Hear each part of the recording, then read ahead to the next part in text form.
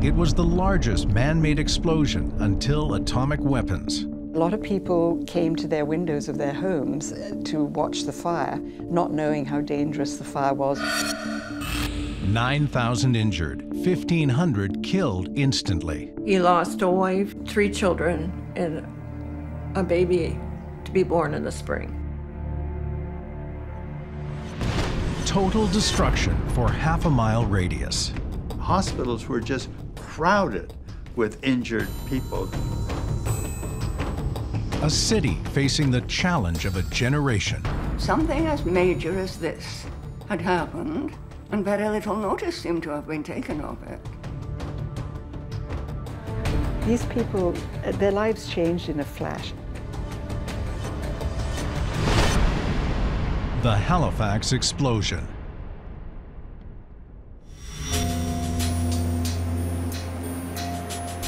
On the morning of December 6, 1917, at the height of the First World War, 2 ships steamed toward each other in the Halifax harbor. The Mont Blanc, loaded with munitions for the French military, was entering the harbor,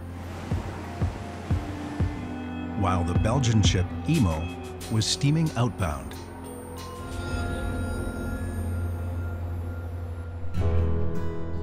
Halifax was the center for convoys gathering to sail for Europe. So on this morning, her harbor was filled with ships. On shore in the bustling port, people were beginning their day. The city was a hive of wartime activity and was filled with soldiers, sailors, and civilians. In the waterfront neighborhood of Richmond, residents were on their way to work, and children were settling into their classrooms. As the Emo steamed out of the harbor, an American ship was making her way in. In order to stay out of the way, the Emo moved off course, into the wrong shipping lane. At the same time, the Mont Blanc was entering the harbor.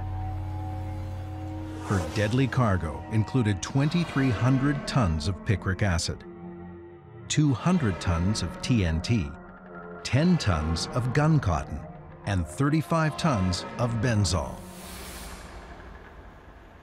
Normally, munition ships fly red flags to warn other ships. But since this was wartime and German spies could be anywhere, no flag was flown. The 2 ships were on a collision course. Twice, the Mont Blanc signaled to the Emo to move to its correct lane. In a last-ditch effort to avoid a collision, the Emo reversed her engines. This caused her bow to swing to the right, striking the Mont Blanc. Sparks ignited the benzol barrels on deck. The burning Mont Blanc began to drift near Pier 6 in the narrowest part of the harbor. Directly above, the residents of Richmond were drawn to the excitement. As the ship burned, explosives shot up like fireworks, attracting the attention of everyone on the waterfront.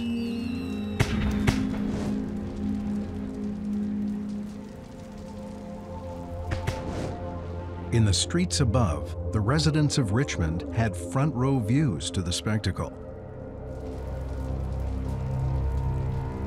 For so many, the end was only moments away. A few seconds before 9:05 a.m., the Mont Blanc disappeared in a flash of pure energy. The blast had the equivalent force of 2.9 kilotons of TNT. The barrel of one gun was catapulted 3.5 miles away, and part of her anchor was thrown more than 2 miles. The blast was felt in Cape Breton, more than 270 miles away. As the mushroom cloud cleared, the devastation was revealed. Pier 6 was decimated. Surrounding homes were leveled. The entire neighborhood of Richmond was flattened. Large buildings like the Acadia Sugar Refinery, the Hillis Foundry, and the railway depot were obliterated. So too was the Richmond School. In the harbor, the concussion from the blast created a tidal wave that swept the Emo to the opposite shore.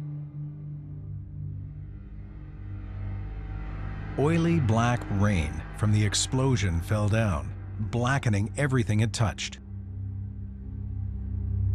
Flattened houses caught fire, fatally trapping those not killed instantly. As the smoke cleared, the toll of the explosion was revealed. 2,000 people were killed, and more than 9,000 others were horribly wounded. Flying glass was the main killer, and eye injuries were beyond anything doctors had ever seen. Minutes after the massive blast that became known as the Halifax Explosion on the morning of December 6, 1917, cries from the wounded trapped in burning debris filled the air. It was a scene of carnage. Hospitals were soon overflowing as the wounded began to stream in. Many people whose eyes were destroyed died from brain and internal injuries. The lucky ones survived, but would go sightless the rest of their lives. Dr. Thomas J. Murray, former dean of the Dalhousie Medical School, has given many lectures on the medical repercussions of the explosion. Like so many others in Halifax, he has a personal connection to that day. I became interested for a couple of reasons. One was my mother-in-law had lived through the explosion, and she had glass which had to be removed from her scalp and from her forehead. And she had a door at her school in the North End collapse on her. And so I had this personal story in the family of someone who had gone through this. My grandparents were living here at the time, and they had a very large family. And he was an optometrist, so he became very involved in the eye story. The other thing, as a physician interested in the history of medicine, I was interested in the stories that I heard that when the explosion occurred, shortly after, people knew where to go. And I wondered how that got organized. How did they know that the doctor was in that school auditorium or was in another community hall or whatever? How did that get organized? And there wasn't a record of how that occurred. And so I became interested in how things became so well organized. Dr. Murray studied accounts of how hospitals coped in the first few hours after the explosion. We know that most of the local physicians, for instance, began to take care of people, and they cared for them for the next 48 hours, usually with no sleep. And many of the people around them who were volunteering to assist, the nurses and the aides and the medical students, also had no rest during this period. And you can imagine the hospitals were just crowded with injured people to be managed. They had to be assessed and then cared for. The operating rooms were continually running, and the physicians had no time to take rest, even to have a meal. Over time, most wounds would heal, but for those who had been watching the burning Mont Blanc from their windows, life would never be the same again. Many of the people who had the glass come in on their face had serious injuries to their eyes.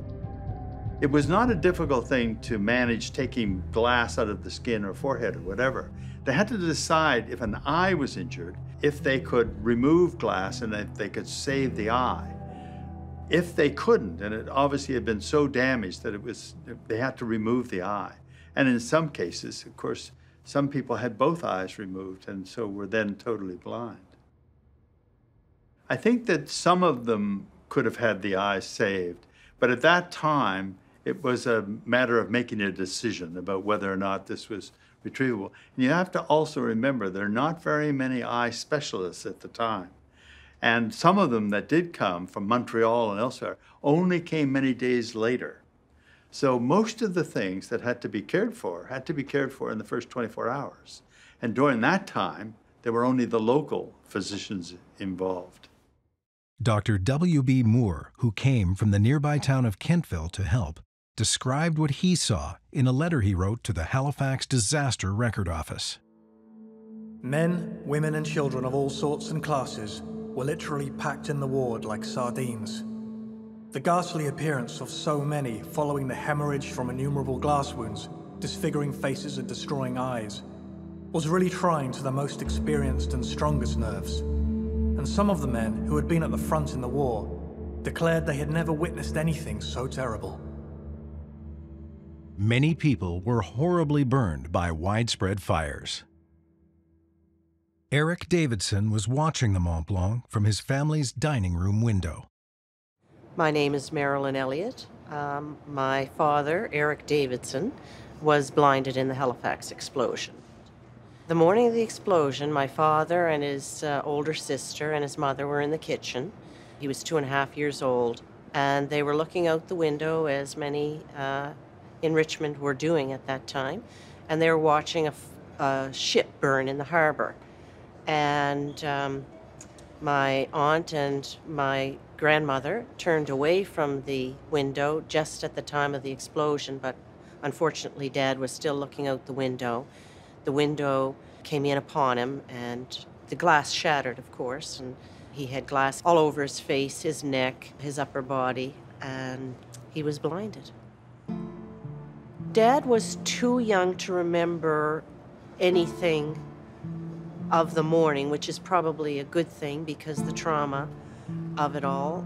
He did remember going back with his father in the following months and years to examine the ruins, in particular Richmond School. In a National Film Board vignette about Eric Davidson, he recalls being brought to visit his devastated neighborhood. One of the first things I can remember after the explosion, of course, I suppose I was out of the hospital. It must have been perhaps when I was 3 years old or more, and my father was showing me the debris that was laying around the north end. It was still around there at that time, you know, because that was only in the next spring. And he showed me the lumber and the houses that were blown down, the wreckage, you know. Another young Richmond child named Millicent Swindells lost the sight in one eye the morning of the explosion. And if it wasn't for the quick thinking of her father, she and her brother Archie would have lost their lives. Her daughter, Anne Ehas, knows this story well. My mother was upstairs on the top floor. My grandfather, her father, had just come home from doing the night shift on the railroad and was going to bed for the day. But my mother had a bilious attack, or we would call it a migraine now, I would think, and her brother was just at home. And so they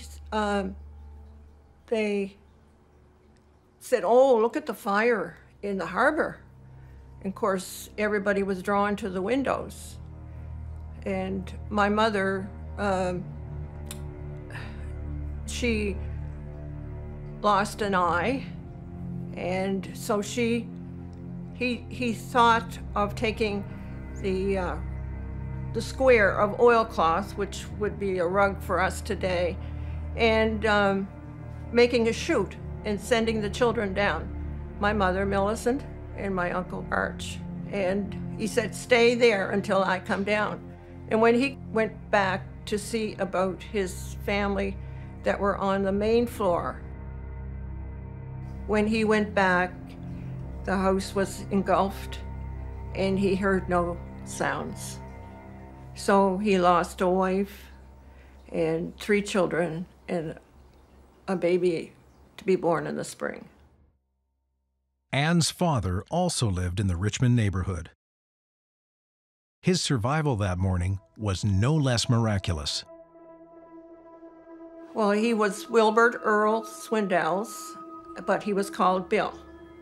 And he was older than my mother, not by much. And he was late for school. So by this time, I guess, or at some point, the soldiers were on duty, and they found him, and he had a dreadful cut in his face, and they just took him, packed it with flour. So really, he was scarred. While residents of North End Halifax began to pick up the pieces of their shattered lives, for newly blinded survivors like Eric Davidson and Millicent Swindells, the journey to recovery was just beginning.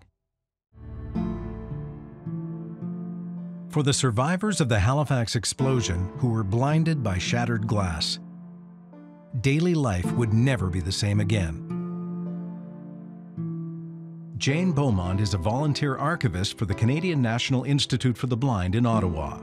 She has researched the Halifax explosion extensively. There were about 1,000 people who had an eye injury of some kind. Now, many others probably did, but died from other injuries.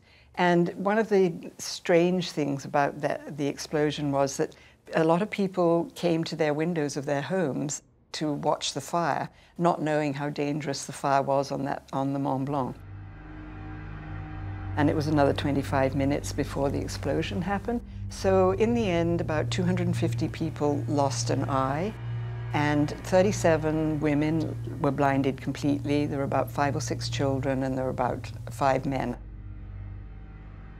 These people, their lives changed in a flash, an instant. First they had to be rescued, they're taken to the hospital, and they're blind, and they have no idea what that's going to mean for the rest of their lives. Prior to the explosion, Halifax physicians had become used to treating soldiers blinded fighting in the First World War. There was also an established school for the blind in the city, run by Sir Frederick Fraser. These two factors meant the city was uniquely positioned to help those newly blinded. Nova Scotia was a leader in Canada in care for the blind because the Halifax School for the Blind had actually been founded in 1867. It was the first school in Canada. And in 1882, the Nova Scotia legislature passed an act which decreed that people with vision loss must be educated. So they got free education because of that act.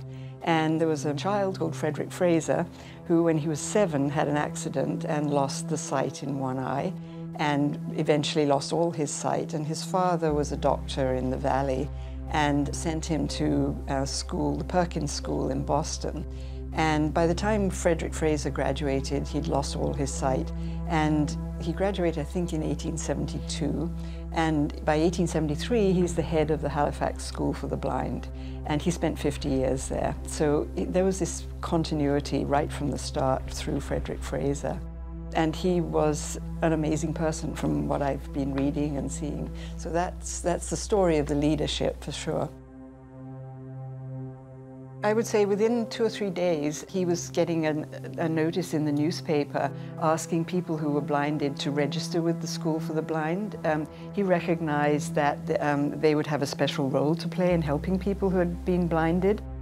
Halifax was incredibly lucky to have Sir Frederick Fraser taking a lead in the Halifax School for the Blind. It's one of those amazing coincidences that made such a difference. He is a huge hero to me. I'm really impressed by him. For adults blinded in the explosion, simple daily tasks had to be relearned. A mother has now got to learn how to look after her children. Even personal grooming is very different if you're blind. She's got to learn to cook, to sew, to clean, all of those things capable of doing, but you do them in different ways if you're blind. So that was the sort of thing that the school immediately took on adults and started to teach them things like that. In the past, there had not been adults at the school. It was intended for education. And then once they'd learned to look after themselves and their homes, they got to navigate the city again and be able to move around, and we call that orientation and mobility today. But those people would need those skills to get to the shops, to do whatever they needed to continue daily life. Today, technological advances have opened up a world of employment opportunities that didn't exist for those living with vision loss back in 1917. The other thing that's really changed is technology. And if you think about back then, like I said, they wrote letters backwards and forwards and occasionally sent a telegram. So there was nothing like the communication that we have now. And then for people with vision loss, smartphones, screen readers, being able to zoom the text on the screen, all of those things are just transforming people's lives and making it possible for them to work in the mainstream employment. Societal attitudes towards the blind back in 1917 were also far different than attitudes today. People who were blinded, there were stigmas. Really, it was more to do with the attitude was that if you're disabled, you can't do anything, and we'd better look after you. So it was very, I have to use the word patriarchal and protective. And CNIB was like that, as well as the people probably working at the Relief Commission and the school. And it was simply that they didn't expect people to do things beyond basic living for themselves. And so if they were going to be economically independent, people had to be taught a new skill that was possible to do if you were blind. The combination of soldiers blinded in the First World War and the explosion in Halifax meant the city needed new facilities and training now more than ever before. There was a real need for a national institution that would support the people with vision loss and blinded, and provide training and what we call rehabilitation. So really the explosion was one more incident in addition to the war, which caused there to be a critical mass of people who needed help and needed services. Certainly the Halifax explosion had a major impact in the impetus to get CNIB organized. I would say it was almost there when the explosion happened, but this was just the final thing that said, we've got to get on with this. The fact that Nova Scotia was a leader in looking after blind people meant that the help was right here.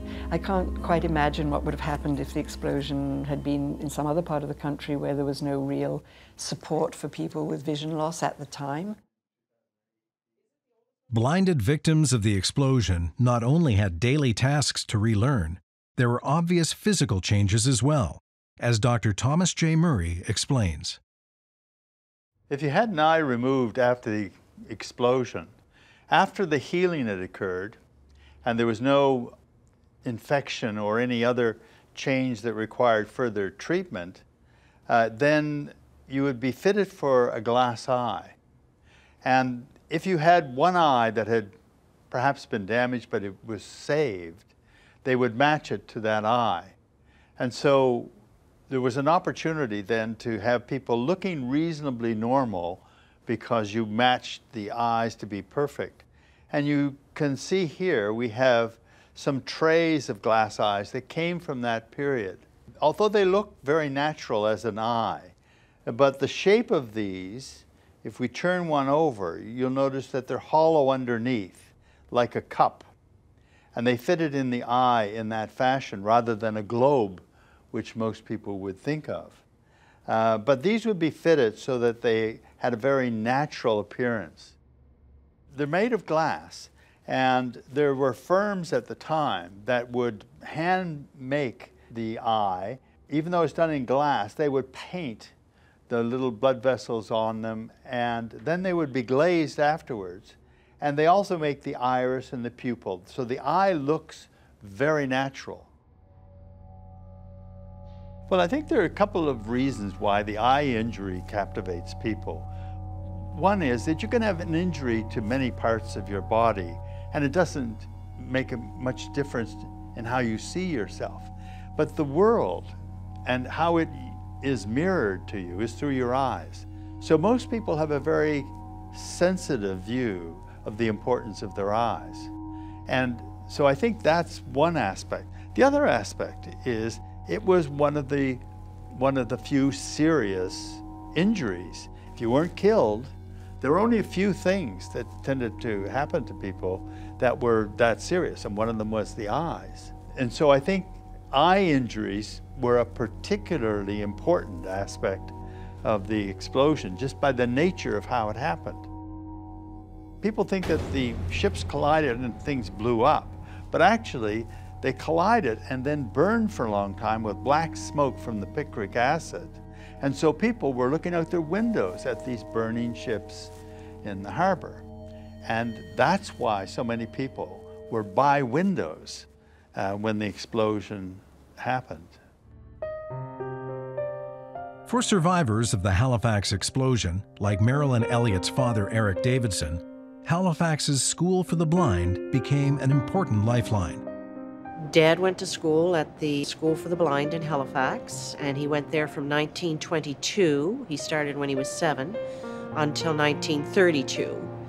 It was a happy time for him. He only spoke about it as a happy time. There was never any regrets for going there. He praised the school for giving him the ability to live an independent life.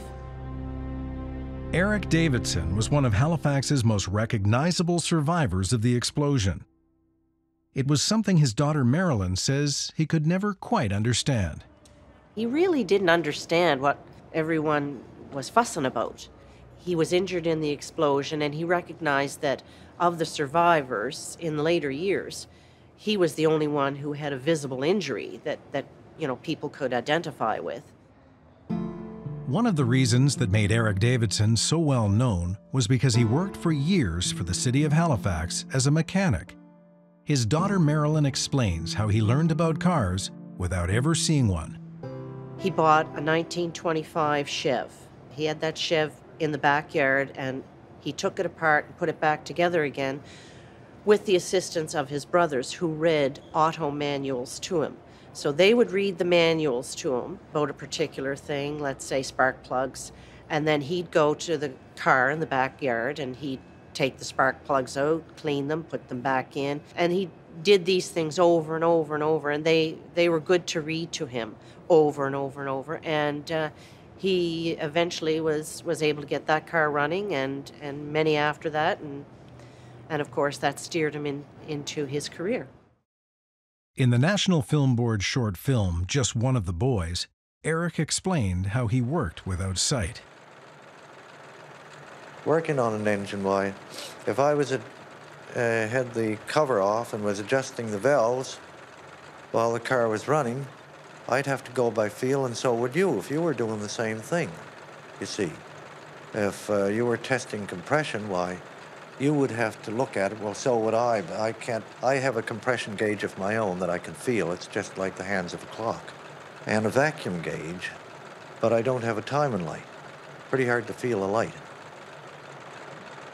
Eric was also known for taking the occasional turn at the steering wheel.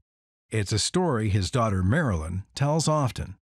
When he got the opportunity, he certainly did drive a vehicle, but it was usually on places like Clam Harbor Beach was a favorite for them, or a deserted back road. And this happened a lot when in the 30s and 40s, when he would be with his brothers mostly, and they were driving on dirt roads. So there wasn't a lot of people or traffic around, so it was safe to do so. Eric met his future wife, Mary Zink, at a bowling league for the blind. The two got married and had 3 children. We knew our parents were visually impaired, but our dad went to work like the other fathers. Our mother stayed at home and looked after us like the other mothers. So we really didn't feel like we were any different or that they were any different.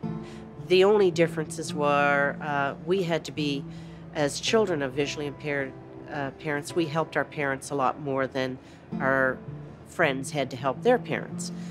We didn't leave our toys lying around like sighted children with sighted parents would do, maybe. Those things, those little idiosyncrasies. My parents, they had done so much more with so much less than other parents. My brothers and I always felt that we were lucky to have them for parents, yeah. Anne Ehaz's mother, Millicent, was also a graduate of the Halifax School for the Blind. She got all of her schooling there, right up to grade 12. And she had some lifelong friends from that schooling. She went on to take a hairdressing course, went to Montreal for that, and then came back and continued on in her life. Although her mother would occasionally speak to school children about the explosion, Anne says it was a subject that was rarely talked about at home. There's a lot of things that we should have asked and we should know.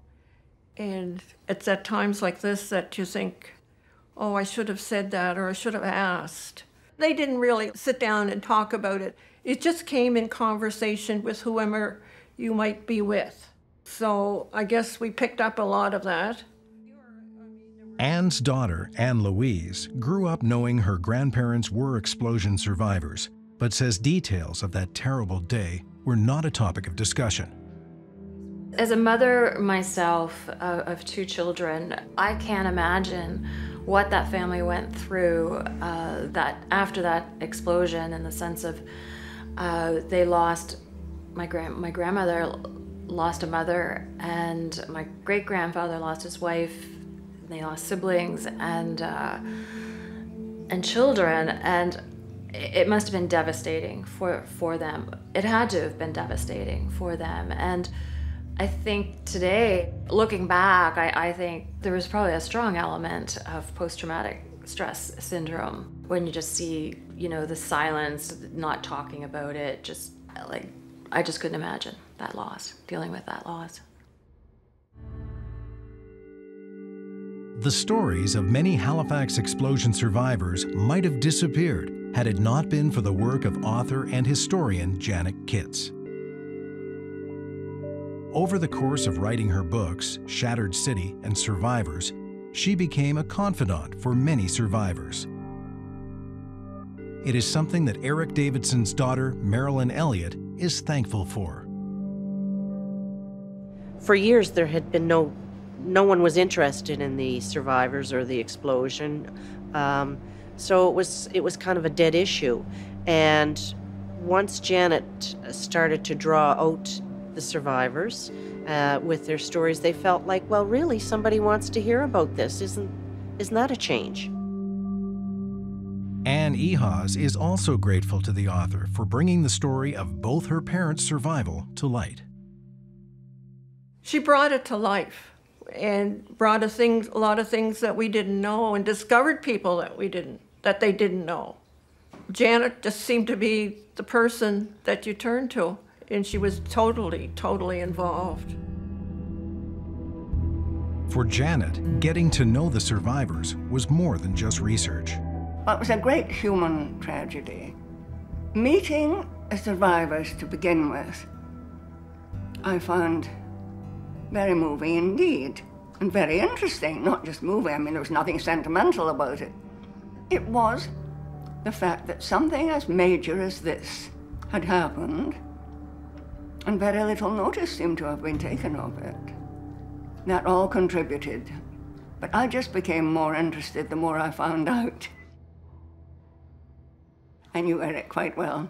He was amazing. He had accepted his blindness with such a degree.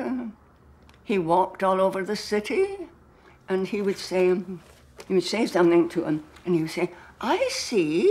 I remember taking him to the park, Point Pleasant Park, one day for a walk.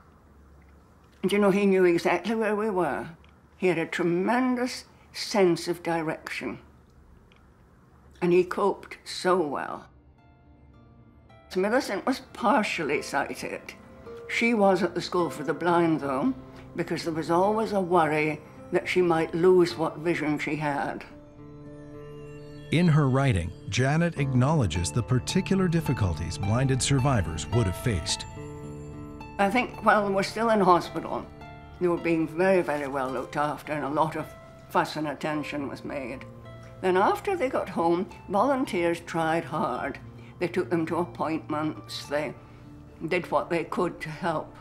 But can you imagine trying to run a house that you had always run successfully and then not be able to see anymore? It was very, very difficult. One or two men were reported as being very depressed, but it was mainly women.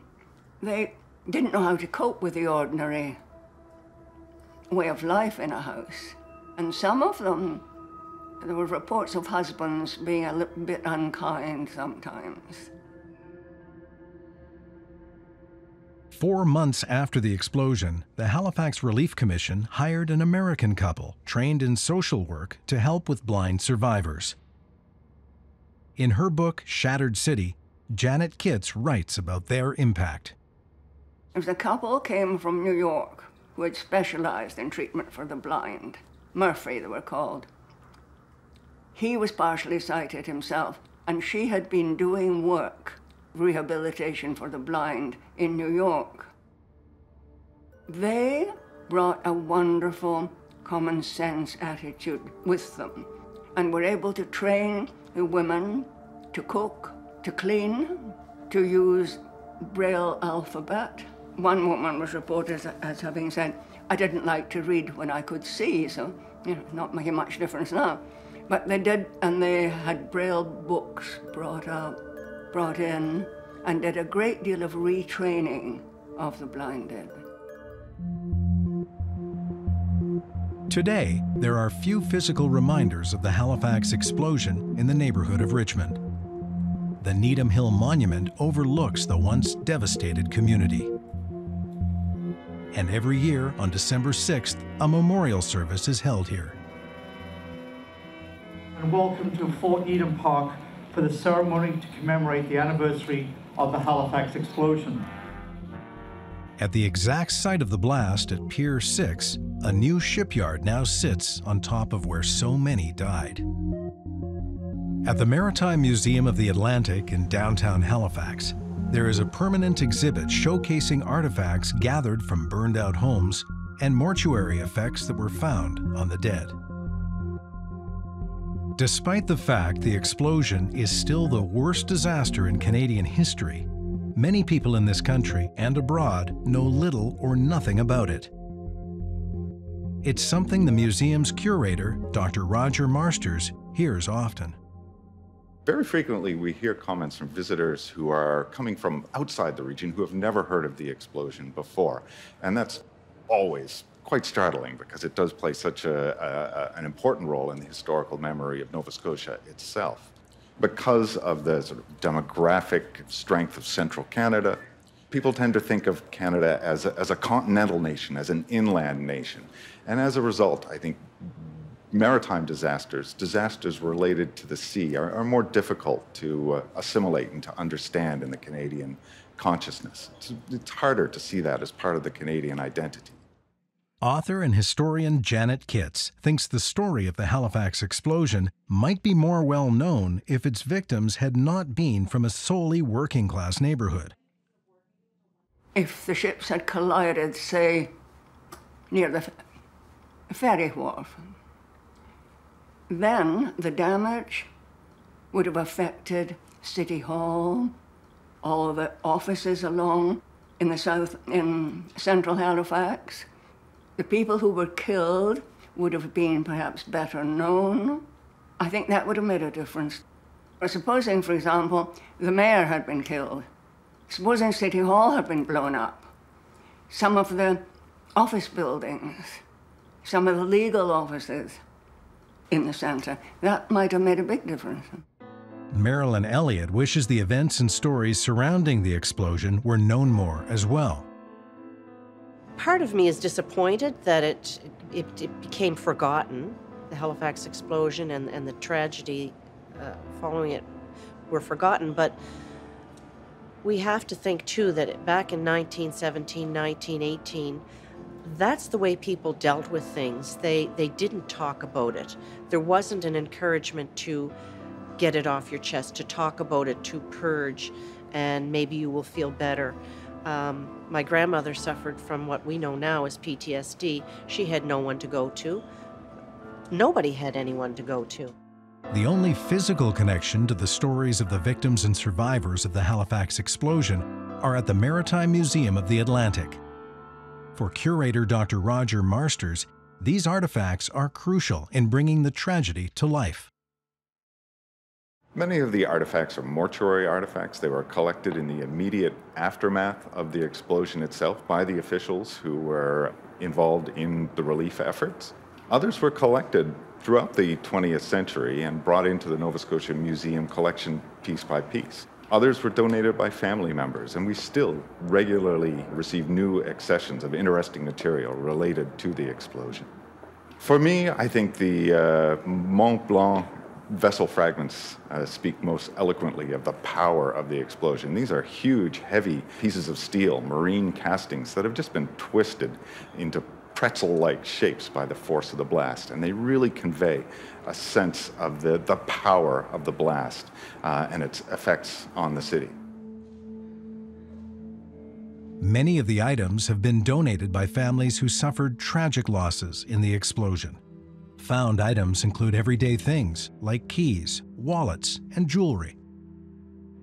For Anne Ehas, it is important to share a glimpse of what her family's life was like the morning of the explosion. My grandfather's nightgown is hanging there. It was washed and washed and washed, but the oil or whatever got into it was never able to come out. And then there was the doll dishes, my mother's doll dishes. I'm holding pennies that were in the children's piggy banks. They've melted together, and there is a single one, but most of them melted together. For Marilyn Elliott, the portrait of her father Eric Davidson on display at the explosion exhibit is a point of pride. Including stories about the blind experience in the exhibit is crucial to curator Dr. Roger Marsters. Well, I think the blind experience of the Halifax explosion really does speak to the extent of the trauma, the sheer force of the blast as it impacted individual lives in terms of the sort of extent and severity of the injuries resulting from the explosion, but also the resilience of the people involved as well. People who did suffer very serious injuries, but who nevertheless were able to live productive and inspiring lives. A century after the horror of the explosion, it is hard to imagine how difficult life for blinded survivors would have been. It is something that Canadian National Institute for the Blind archivist Jane Beaumont can't help but think about. When we talk about people going outside, going out and navigating the city, I try to imagine what it might be like for a recently blinded person to walk down the street they knew incredibly well, and there would be damaged houses, there'll be great big pieces of house and debris all over the street. It must have been terrifying. In spite of the trauma, the stories experienced by blind survivors, stories like that of Eric Davidson, continue to inspire, something his daughter Marilyn Elliott is proud of. He tried to live his life like any other person with sight would live their life. He enjoyed doing anything that a sighted person would do, skating, swimming. He particularly enjoyed the sounds of nature, like the peepers in the spring, the little frogs, and he liked the sound of the foghorn down in the harbor, and he often recorded those sounds. He enjoyed us children growing up. He loved to listen to us play. He enjoyed playing banjo, which he did a lot. He just had a positive attitude, and he wasn't going to be labeled by his blindness.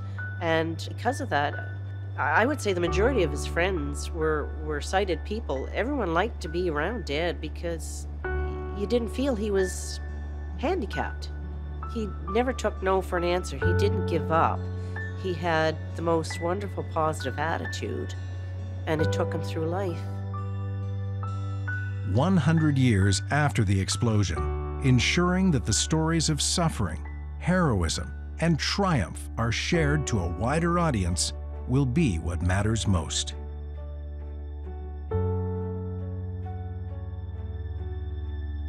Executive producer Johanna Elliott, writer and director Jennifer Adcock, production manager Jennifer Comeau, director of photography Mark Hammond, editor Jake Harris, narrator Jamie Patterson, online editor Kenneth Peterson, sound editor and mixer Neil Gadet, integrated described video consultant Simone Cupid, development and production executive Andrew Morris. Ocean Entertainment, Copyright 2017. An AMI original production.